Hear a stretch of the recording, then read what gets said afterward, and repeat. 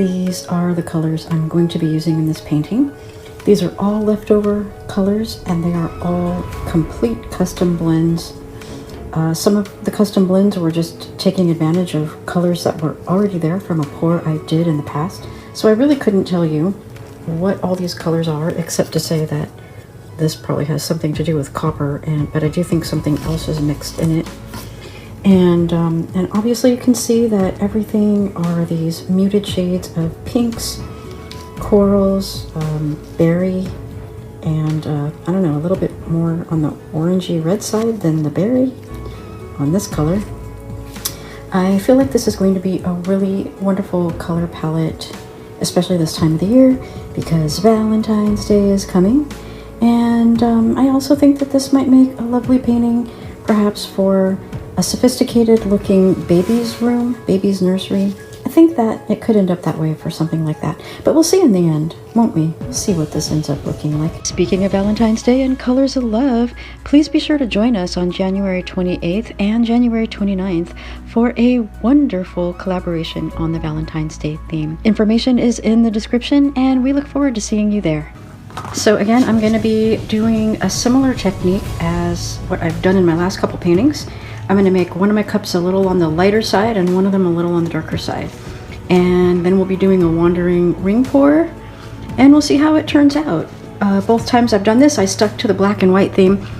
I would like to explore more in that, but given that Valentine's Day is coming soon and I happen to have these leftover shades of Valentine-ish type colors, I'm going to go ahead and start making my light cup first. I do not have any pure white, so this is a very light pink.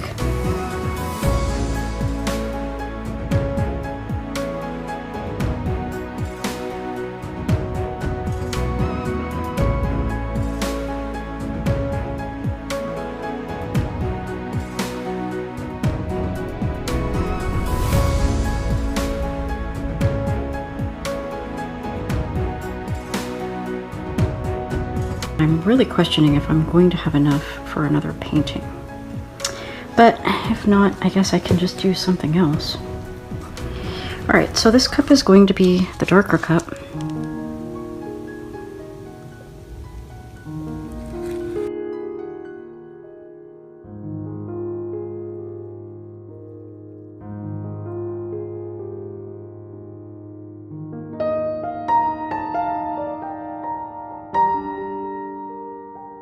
Okie dokie.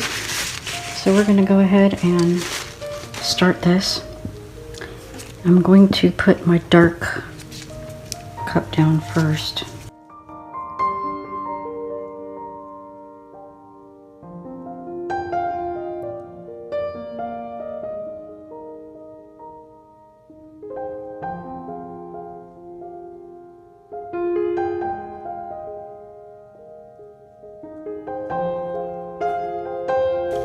And then I'm going to put my light colored cup down next.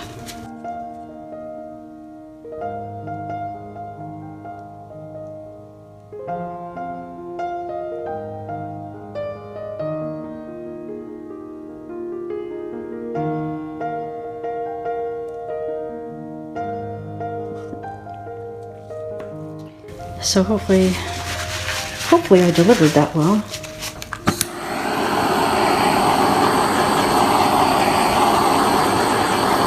Alright, so we have a lot of air bubbles popping. Sometimes that can be a little annoying in the results, but sometimes I actually think it looks really quite nice in the results.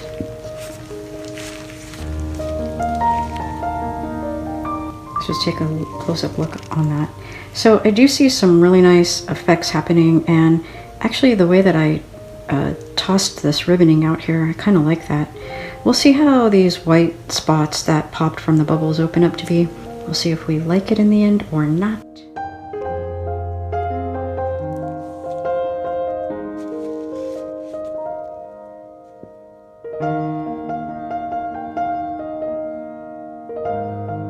So I really like this. I'd like to be able to keep that. And what I might do in order to help me do that is I might bring some additional paint over here. Let's see what we've got.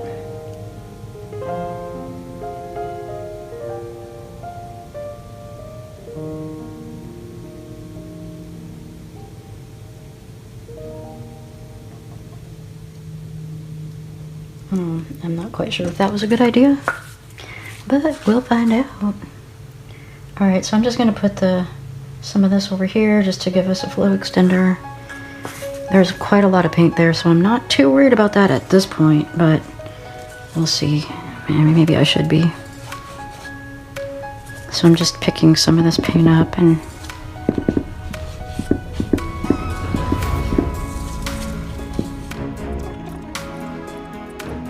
alright.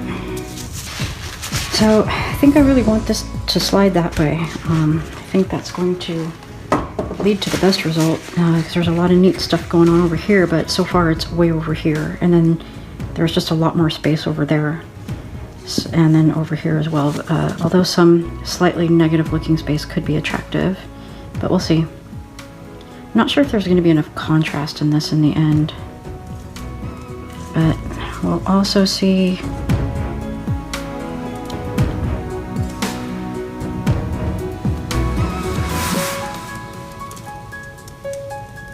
Alright, now I think I'm going to come this way and get this off that edge. Boom. And then I'm gonna kind of rotate this. I'd like to get these loop things to kind of go that way. See if I manage to keep the integrity of that the way that I'm envisioning. There is a lot of paint on here. Whew. So that's kind of an issue. Alright, now I'm in danger of losing some of that really pretty stuff I wanted to keep though. So I might have to come back and touch up that corner in a different kind of way, because if I tilt off, I might lose too much of what I really had wanted to keep. So I'm going to come this way to try to get these cells to balance out a little bit more. Alright, so that's actually really quite nice. But there is Floetrol in here, and this is not level, so like I said, I'm just not sure what I might really be in for. But one thing for sure is I need to touch that up. So I'm going to see if I'm going to take some of this off the table and then just get some paint on here, and then I'm going to see if I can get some more attractive ribboning coming across there, just to make that a little bit nicer, ideally.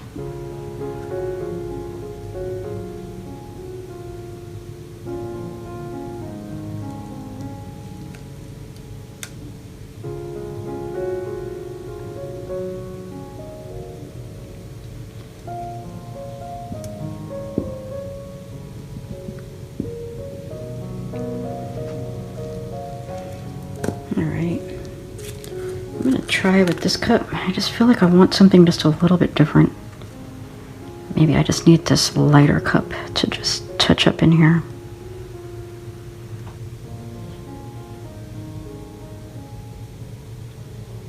Right, I just want to pour slowly. Alright, here we go. Yeah, that might be the way to go. Let me just see about opening that up just very carefully.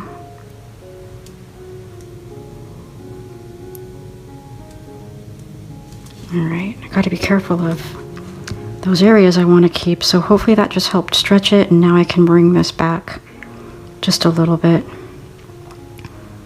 Yeah, that's working out, I think, pretty nicely. Alright, so I can see that my corners over here are not that great, so if you're newer to acrylic pouring, don't feel like you have to over pour to go all the way off the corners, because a lot of times if you over pour to get the corners completely covered in your tilting, you may actually just ruin a beautiful look that's on the face, and the face is what really most people are going to look at, so it'd be better to stop short of that while it's still really attractive, because I really like this actually, and then come in here and touch up these corners, because no one's really going to actually look at them. And that's not to say they don't look nice, they do. But you don't need them to be that much more potentially nice by getting that pour to come off those edges for you. Because like I said, the front is really your main attraction, all right? So look at these beautiful, beautiful cells that took place. I really like that. I love all these little subtle ribbonings. I'm really glad I ended up bringing those loops around there. It was kind of a risk I felt at the time, and I was not sure if I would like the result. But I do, and oh look, I see something in there. Look at that. Do you see that? Right there. And I don't know where my tweezers are. Whoops. That's not good. All right, I need to figure that out.